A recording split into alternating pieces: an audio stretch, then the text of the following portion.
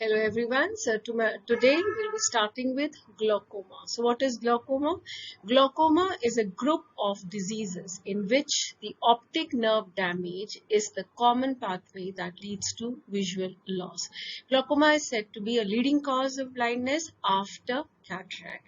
Glaucoma, the main features or the main triad of glaucoma is rise in intraocular pressure, optic nerve damage and visual field loss. So glaucoma is basically a progressive optic neuropathy with characteristic changes in the optic nerve head and corresponding visual field loss. So to understand glaucoma, it is very essential to understand the principle behind it and anatomy of the anterior chamber and also the anatomy, formation, pathogenesis and what is the drainage of the aqueous humor. So first we'll be studying with some of the anatomical aspects. If we know this, then only it is easier to understand glaucoma. So first we'll study the angle of the anterior chamber. The angle of anterior chamber plays an important role in the process of the aqueous drainage. Angle of anterior chamber is formed by the root of iris, anterior part of ciliary body, the scleral spur, trabecular meshwork and Sholby's line, which is the prominent end of the Descemet's membrane of the cornea. The angle width varies in different individuals and plays a vital role in the pathomechanism of the different types of glaucoma. This is the diagram of the angle of anterior chamber. Here you have the angle of anterior chamber. This is the Sholby's line, that's the trabecular meshwork and part of the ciliary body.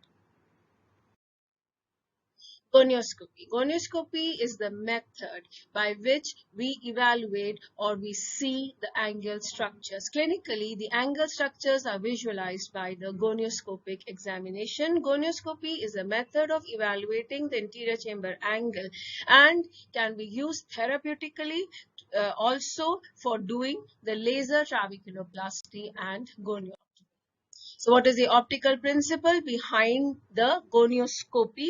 कैसे हमको वहाँ पे structures दिखते हैं? Normally हमें क्यों नहीं दिखते? And when we apply the gonioscope, how we are able to see the structures? The angle of anterior chamber cannot be visualized directly through the intact cornea because the light from the angle structures undergoes total internal reflection at the anterior surface of the precorneal tear film.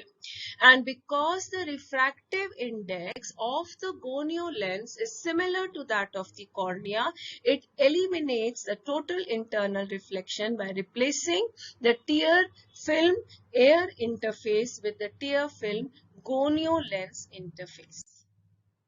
There's indirect gonioscopes and direct gonioscope. Indirect gonioscopy, where we use a mirror to reflect the rays from the angle such that they exit the gonio lens at much less than the critical angle and they provide a mirror view of the opposite angle. So it is known as indirect gonioscopy. The classical is the Goldman consisting of 3 mirrors, one of which is used for gonioscope.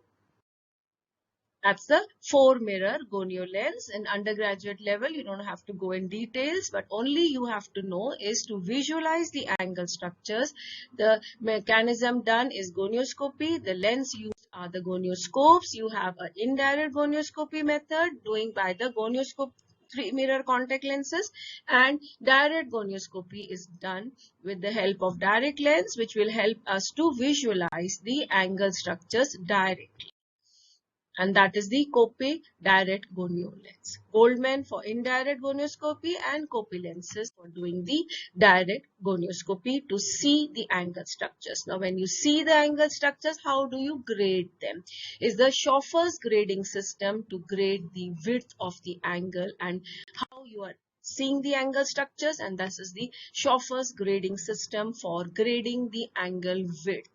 Grade 4 means the width of the angle is 40 degree, 4 for 40, and you see all the 4 structures of the angle, and this is a wide open angle. Closure is impossible. Sholby's line, trabecular meshwork, scleral spur and ciliary body band grade 4 है, 40 degree है. It's very easy to remember. Grade 4, 40 degree, all the 4 structures of the angle. A grade 3 angle is a 30 degrees angle, wide open angle है. In this also the closure is impossible, and what we see is the Shalby's line, trabecular meshwork and scleral spur. Grade 2, 20 degree angle, 2 structures. Grade 1 is a 10 degree angle, a very narrow angle, still not closed, but it is at the high risk of closure, and what we see is just the Shalby's line. Slit angle, less than 10 degree slit, closure is imminent, no angle structure seen, but still not closed. 0 degree is a closed angle, risk of closure still closed, and none of the angle structures are visible. The Schoffer's grading system is important from the examination point of view also. So this is how you are seeing the various structures by the gonioscope lens. Procedure known as gonioscope. It's a normal wide open angle, and these are the various. Aqueous humor and its production. Angle, what are the structures forming the angle, the diagram of the angle, Schoffer's grading system, and now aqueous humor and its production. Where the aqueous is formed and how it is produced and how it drains. And if there is any blockade at any of these junctions, then that is going to increase the intraocular pressure and lead to glaucoma. So aqueous humor is derived from the plasma within the capillary network of the ciliary processes. Where it is formed, plasma within the capillary network of ciliary processes. Normal aqueous production rate is 2.3 ml per minute. What are the 3 mechanisms for aqueous humor formation? Ultrafiltration, secretion, and diffusion. This is the ciliary processes from where the aqueous humor will be produced. So first mechanism for production of aqueous is ultrafiltration. In ultrafiltration, most of the plasma substances, they pass out from the ciliary wall, and thus the plasma filtrate known as the dialysate that accumulates behind the pigmented and non-pigmented epithelium of the ciliary processes. Secretion. This dialysate from the plasma will now be transported into the pigment epithelium. The tight junction between the cells of the non-pigment epithelium, they create part of the blood aqueous barrier. Substances like sodium, chloride, potassium, ascorbic acid, amino acids, and bicarbonates, they are actively secreted across this blood aqueous barrier. So this is the process of secretion. Pehle ultrafiltration hoga, plasma substances will be filtrated out, then that dialysate will be transported, and substances like sodium, they will be secreted across this blood aqueous barrier. Then will occur diffusion. Active transport of these substances across the non-pigmented ciliary epithelium result in an osmotic gradient leading to the movement of other plasma constituents into the posterior chamber. So now this will lead to formation of aqueous through ultrafiltration, secretion, and diffusion. What is aqueous? It is a clear watery fluid filling the interior chamber about 0.25 ml and posterior chamber 0.06 ml of the eyeball. What is the refractive index of aqueous? It is 1.336. What are the functions of the aqueous humor? First and foremost, important function is maintenance of the proper intraocular pressure. What is the normal intraocular pressure? 10 to 20 millimeters of mercury. And if the pressure exceeds 21 millimeters, that leads to glaucoma. So what's the function of aqueous? Maintenance of proper intraocular pressure. Aqueous plays an important role in providing metabolic role in providing the substrates, that is nutrition, and also removing the metabolites from the avascular cornea and lens. This segment आगे cornea है, पीछे lens है, so it provides metabolites and also excretory function from the avascular cornea and lens. It maintains optical transparency. Aqueous humor serves as a mechanism to clear blood, macrophages, remnants of lens matter, and products of inflammation from the interior chamber. Composition: 99.9% is water and only 0.1% is the solid. Proteins, colloid content. Because of the blood aqueous barrier, the protein contents of aqueous is much less than that of plasma. However, in conditions like iridocyclitis, the blood aqueous barrier is broken. So the protein contents of the aqueous is increased and it is known as a plasmoid aqueous. So plasmoid aqueous you get in which condition? You get it in iridocyclate. Otherwise, the protein content of aqueous is less than that of plasma. और अगर increase हो जाता है उस condition को प्लाज्माइड aqueous बोलते हैं and वो किसमें मिलता है हमें iridocyclitis. Now the drainage of the aqueous humor. Aqueous outflow. Now this aqueous, which is formed from the ciliary epithelium in the posterior chamber via the pupil, will go into the anterior. We're not talking about posterior segment. We're talking about posterior chamber here, which is the gap. See, from in between the cornea and iris is the anterior chamber. Iris and crystalline lens is the posterior chamber. Both of them together form the interior segment. And पूरे interior segment में aqueous होता है और जो posterior segment है from the crystalline lens to the retina उसमें vitreous humor होता है. ठीक है? So do not confuse anterior segment and posterior segment. Here we are talking about posterior chamber जहाँ पे ciliary processes open होती हैं. Ciliary processes के epithelium से बन रहा है ना aqueous. So it is drained into the posterior chamber. Posterior chamber से मतलब between the iris and crystalline lens है. तो वहां से pupil के through it will go into the anterior chamber and from the anterior chamber it will exit via 3 routes. Anterior chamber में ये आ गया. There is a trabecular outflow. 80% of the aqueous will drain through the trabeculum into the Schlemm's canal and then into the episcleral veins. This is the bulk flow pressure sensitive route and increase in intraocular pressure will increase the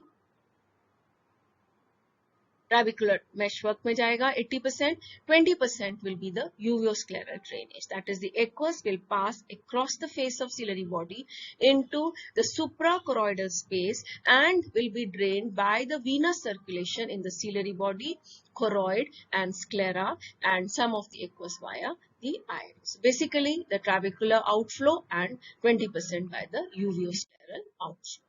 This is the drainage of the aqueous humor. See, the epithelium of ciliary body से यहाँ पे ये produce हुआ, वहाँ से फिर via the pupil it enters into the anterior chamber.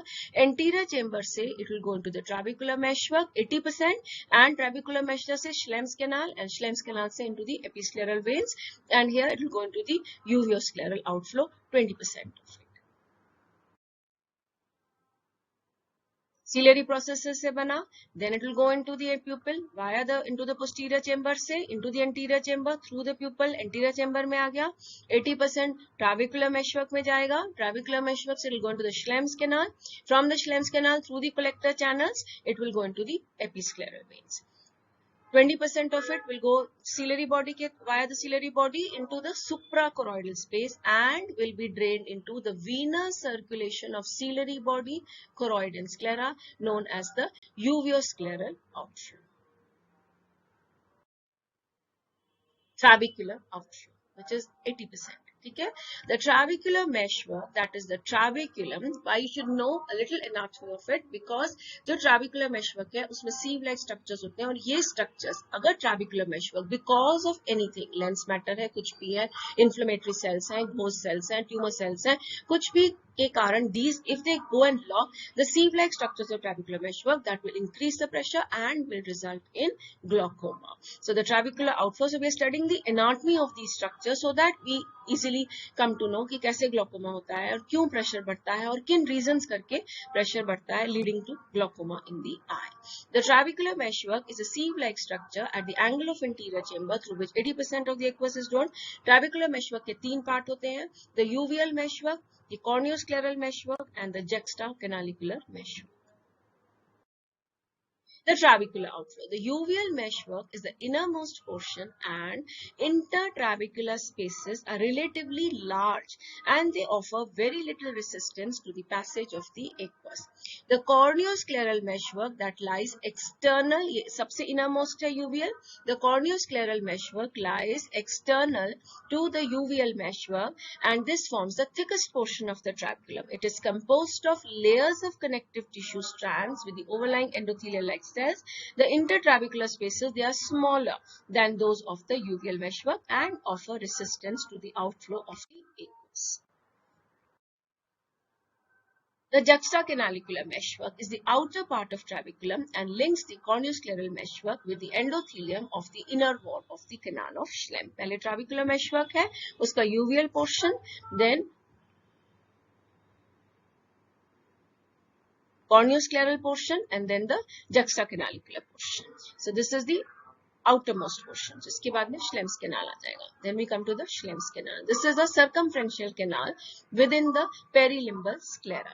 The outer wall of Schlemm's canal में there will be collector channels. And collector channels में जाएगा और then it will be connected to the episcleral veins. Now the uveoscleral outflow. When passing through the uveoscleral outflow, the aqueous humor exits the anterior chamber through the ciliary body into the supraciliary and the suprachoroidal space and out through the sclera into the extraocular tissues. Fluid in the uveoscleral outflow will ultimately drain into the lymphatic system. Uveoscleral outflow accounts for 20% of the drainage of the aqueous. Now, the intraocular pressure. A fine balance has to exist between production, circulation and drainage to maintain the proper intraocular pressure. This steady state level provides also nutrition to the avascular structures. क्योंकि अगर इसी से ही nutrition मिलता है, अगर proper intraocular pressure maintained होता है, otherwise will lead to corneal edema. So avascularity of the ocular structure also depends upon the proper maintenance of the intraocular pressure.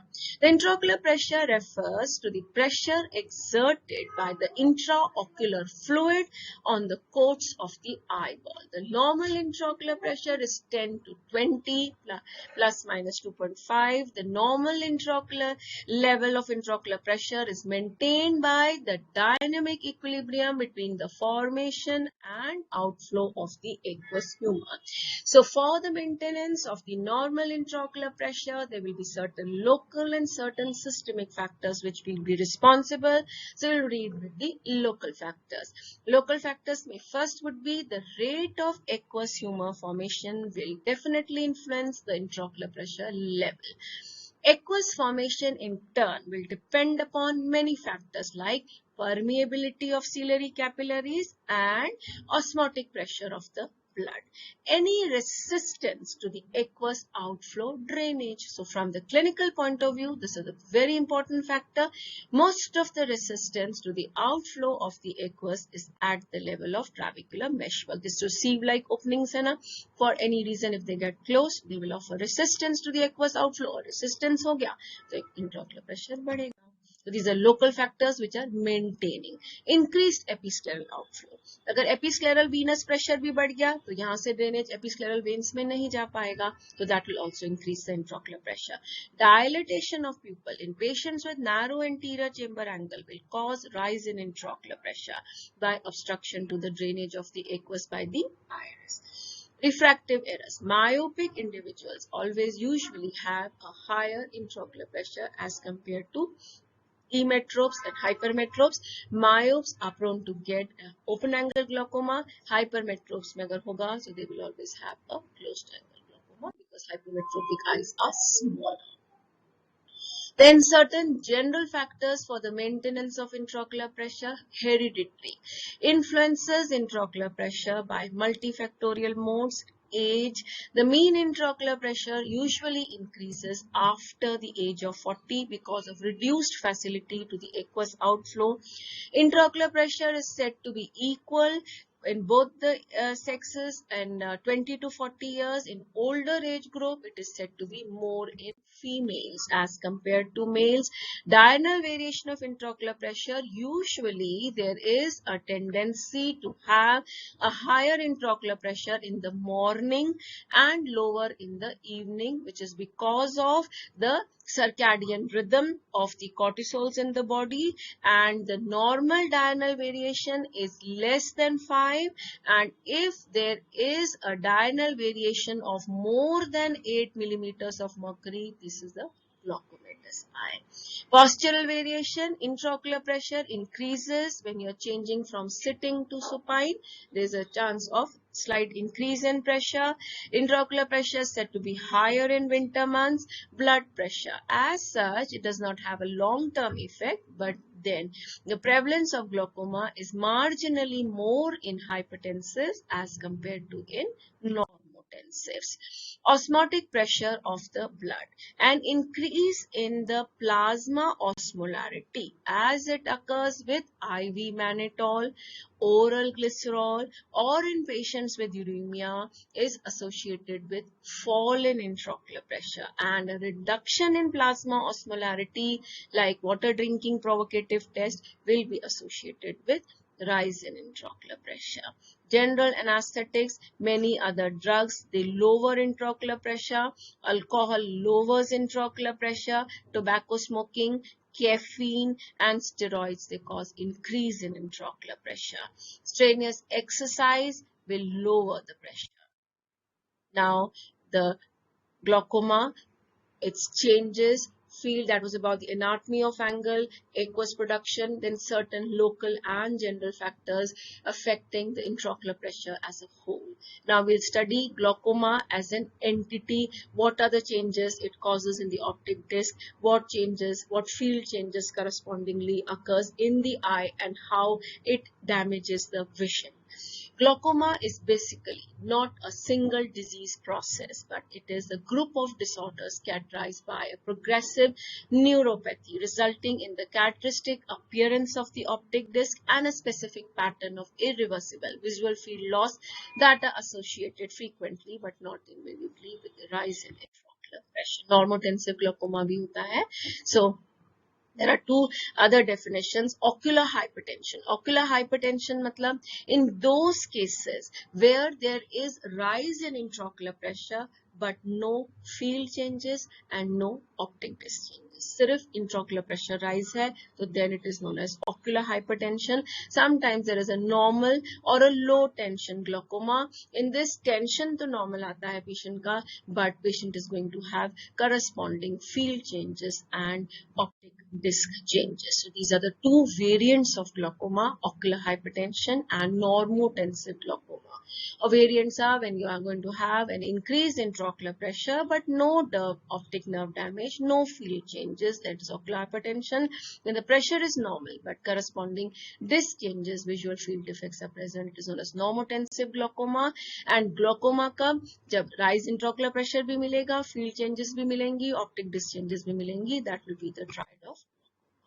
So the clinical etiological classification, there will be congenital or developmental glaucoma, congenital, primary congenital glaucoma when it is not associated with any other anomalies, and developmental glaucoma with associated anomalies. Then primary adult glaucoma and secondary glaucomas. Adult glaucomas hai, they can be open angle or closed angle glaucomas. Secondary glaucoma, secondary to any other pathology in the eye, any pathology that is leading to blockade at the trabecular meshwork, or any pathology like tumors which are giving a pressure on the eye and causing a rise in episcleral venous pressure, जिसके कारण aqueous का drainage नहीं हो पाता, intraocular pressure बढ़ जाता है. So such conditions lead to complicated or secondary glaucomas.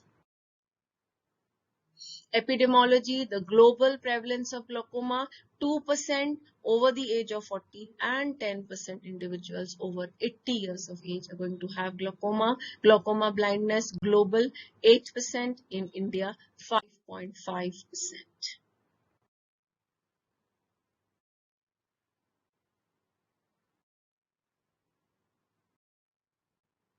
Now we'll deal with congenital glaucomas. Congenital glaucomas are a group of diverse disorders in which abnormally high intraocular pressure results because of developmental abnormality at the angle of anterior chamber obstructing the drainage.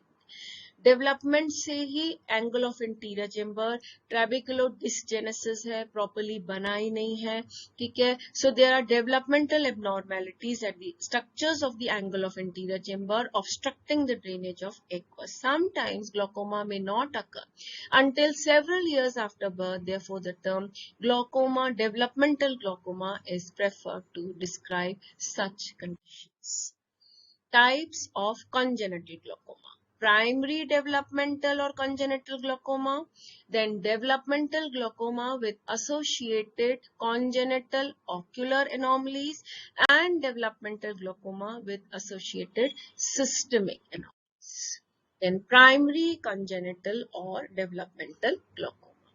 The primary congenital glaucoma refers to abnormally high intraocular pressure which results due to developmental anomaly of the angle of anterior chamber and not associated with any other ocular or systemic anomalies. Depending upon the age of onset, the developmental glaucoma, primary congenital developmental glaucoma will be a newborn glaucoma, infantile glaucoma, and juvenile glaucoma.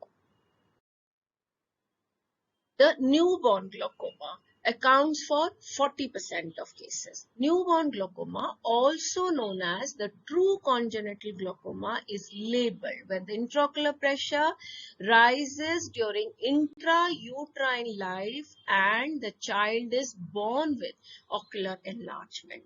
Infantile glaucoma 55% cases में होता है, and infantile glaucoma is when the disease manifests prior to the child's third birthday. And juvenile glaucoma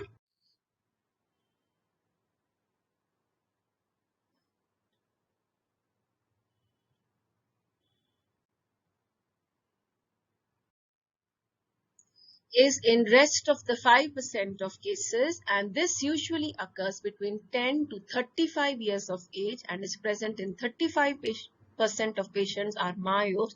It is a strong autosomal dominant inheritance, and they after 3 years and before adulthood jab hoga, then it is known as a juvenile glaucoma.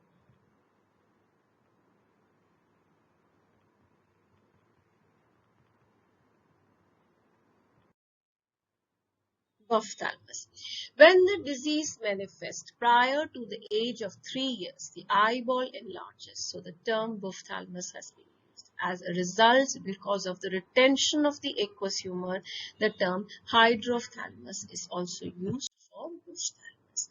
What is the basic pathogenesis of this congenital glaucoma? Maldevelopment from the neural crest-derived cells of the trabeculum, including the iridotrabecular junction, also known as trabeculodysgenesis, when the trabecular junction is not properly formed, is responsible for the impaired aqueous outflow resulting in raised intraocular pressure. In primary congenital glaucoma, the trabeculodysgenesis is not associated with any other ocular. So what are the clinical features of a congenital glaucoma? That is ophthalmos, lacrimation, photophobia, and blepharospasm occur together and form the classical triad of the symptoms of congenital glaucoma, and often there may be history of rubbing of the eyes. These lacrimation, photophobia, blepharospasm are thought to be caused by irritation of the corneal nerves, which occurs as a result of elevated intraocular pressure. What will be the corneal signs? Corneal signs include corneal edema, enlargement of the cornea, and breaks in the Descemet's membrane. Corneal edema is frequently the first sign which arouses suspicion. At first, it is epithelial. Later on, there will be stromal involvement and permanent opacities may occur. These are the corneal edema, and these are the Habs stria, that is the breaks in the Descemet's membrane.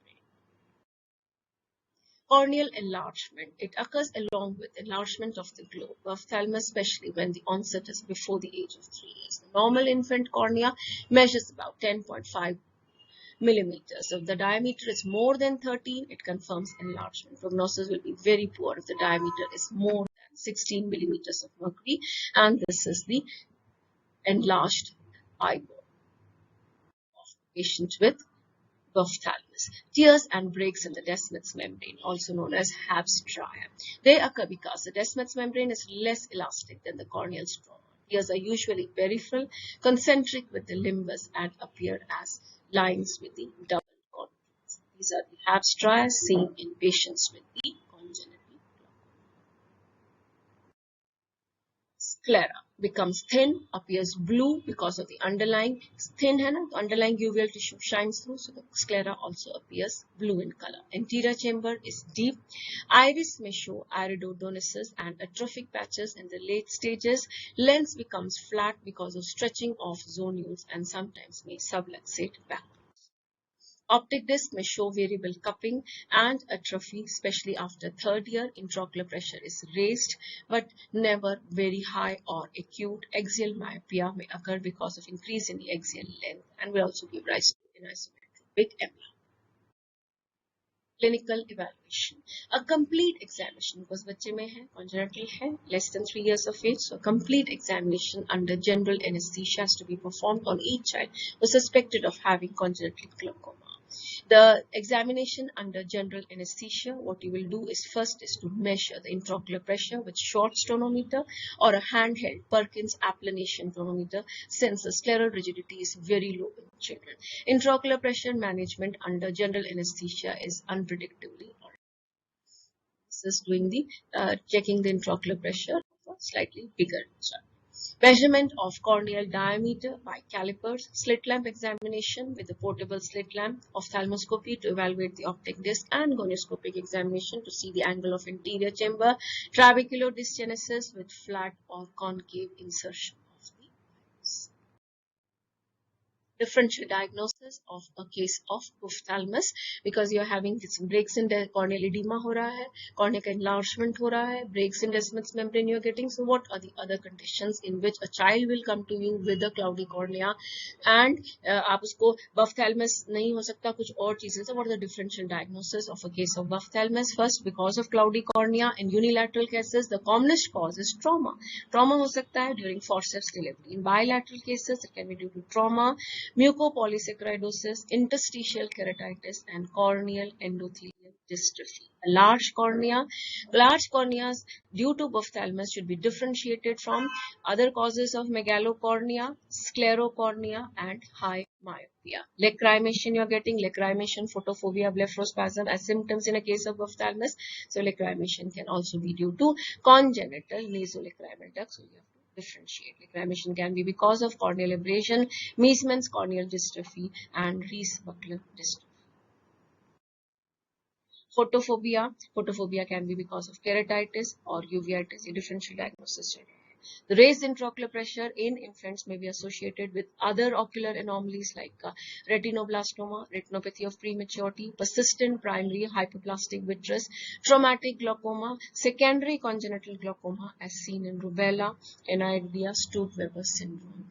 Optic disc changes have to be differentiated from congenital anomalies of the optic disc like pit, a coloboma, hypoplasia, a tilted disc, and a large physiological. Medical treatment of a case of congenital glaucoma. Medical treatment, क्योंकि यहाँ पे ट्रैबिकुलोडिस्जेनेसिस हो रही है, कॉन्जेनेटली ही angle के structures abnormal है, तो usually medical treatment is not very effective in a case of congenital glaucoma. Myotics are also not used. Alpha agonist brimonidine cause CNS depression in children, so usually surgical procedures are the treatment of choice in a case of congenital glaucoma. First is incisional angle surgeries, that is goniotomy or trabeculotomy, then filtration surgeries, which are trabeculectomy with antimetabolites, or combined procedures of trabeculotomy with trabeculectomy and glaucoma drainage devices. You can do incisional surgeries, filtration surgeries with antimetabolites, and glaucoma drainage devices, the surgical procedures for congenital glaucoma. So what are the incisional angle surgeries? Incisional angle surgery which can be performed are, you can do it from the internal approach, that is a goniotomy, or an external approach, that is a trabeculotomy. Now, what is a goniotomy and how do you do it? In goniotomy, in this procedure, a Barkan goniotomy knife. This is the Barkan's goniotomy knife. A Barkan's goniotomy knife is passed through the limbus from the temporal side, and under the gonioscopic control, this knife is passed along the anterior chamber to the nasal part of the angle. Temporal side से हम enter कर रहे हैं, through the anterior chamber, you go to the nasal side and then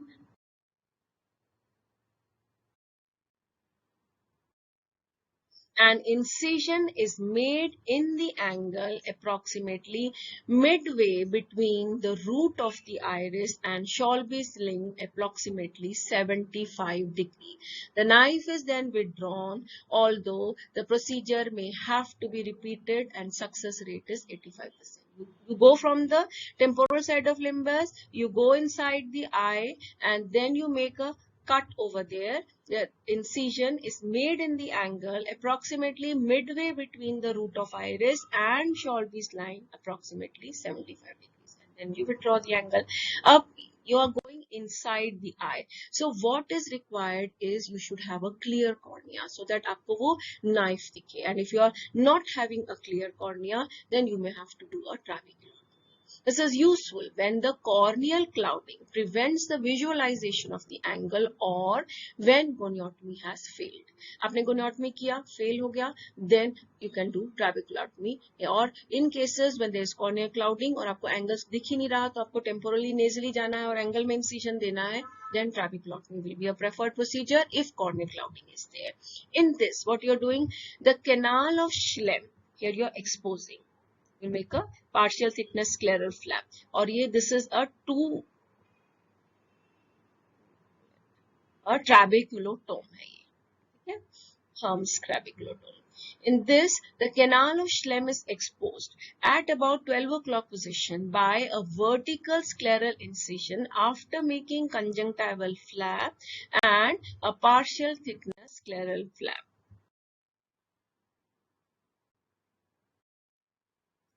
The lower prong of the Herm's trabeculotome is then passed along the Schlemm's canal on one side, and the upper prong is used as a guide, and then you rotate it and break a portion of the inner wall. Over 1/4 of the Schlemm's canal is broken, and this is then repeated on the other side. The main difficulty is localization of the Schlemm's canal.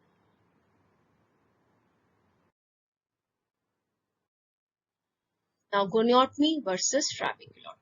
In the primary congenital glaucoma, either goniotomy or trabeculotomy is a procedure of choice, and these have a success rate of about 90%. Goniotomy requires the presence of a clear cornea for the adequate observation of anterior chamber angle. Ab externo trabeculotomy is performed when there is a hazy media, hazy cornea hai. The prospective trial in which bilaterally affected infants were treated with goniotomy in one eye, trabeculotomy in the other. Almost similar success rates have been found for both the procedures. The choice of which procedure is then left at the surgeon's discretion. Filtration surgery. These were incisional surgeries, whether to do a goniotomy or whether to do a trabeculotomy. If these surgeries fail, then you may do filtration surgery. Trabeculotomy with antimetabolites give good results. Trabeculectomy and trabeculotomy can be combined, and they have been proposed as a primary treatment for glaucoma in children. The details of trabeculectomy will be studied with when we deal with the adult glaucoma. Now, glaucoma drainage devices. Glaucoma drainage devices are required in incalcitrant cases. Use of glaucoma drainage device is another alternative to be considered in the case of congenital glaucoma for which the conventional angle surgery has either failed or that is unlikely to be success. Burwood or the Ahmed drainage implants have been used in pediatric. Cycloablative procedures. In cases where conventional glaucoma surgery has failed to control IOP, cycloablative procedures such as cyclocryotherapy, laser cyclophotocoagulation are used to lower the intraocular pressure. Cycloablative procedures. Cyclodestructive procedures are very painful and have to be performed under general anesthesia. A long-acting retrobulbar block of bupivacaine 0.75% can be used to provide pain control first 12 hours after the surgery. Summary: the primary congenital glaucoma and other childhood glaucomas are evaluated and managed differently from the adult forms of glaucoma. Initial management of the primary congenital glaucoma is surgical, and medical therapy will only be an adjunct. The management of juvenile open-angle glaucoma, secondary childhood glaucoma, usually involves an initial medical therapy and then the surgery. Thank you.